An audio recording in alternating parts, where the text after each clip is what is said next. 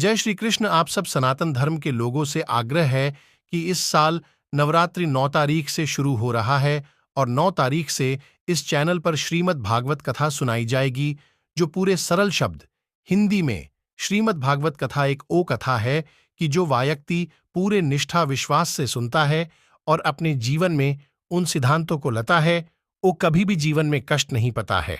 श्रीमद् भागवत कथा एक ओ कथा है जो आपके जीवन को एक नई ऊर्जा प्रदान करता है। श्रीमद् भागवत कथा सुखदेव जी ने इस कलयुग में कल्याण के लिए महर्षियों को सुनाई थी और कलयुग से बचने का मूल मंत्र भी कहा था। संपूर्ण भागवत कथा सुनने के लिए, चैनल पर लाइव देखने के लिए चैनल को सब्सक्राइब करें और शेयर करें ताकि सबको भागवत कथा का लाभ मिले। आप सब इस चैनल के माध्यम से पूरे भागवत कथा को सुने। लाइव जुड़ने के लिए चैनल को सब्सक्राइब करें और शेयर करें ताकि हमारे सभी सनातन धर्म के मानने वाले लोगों तक पहुंचे और सबको लाभ मिले। बड़े भाग है जो नवरात्रि के शुभ समय आपको भागवत कथा श्रवण करने का सौभाग्य मिला है। जय श्री कृष्ण।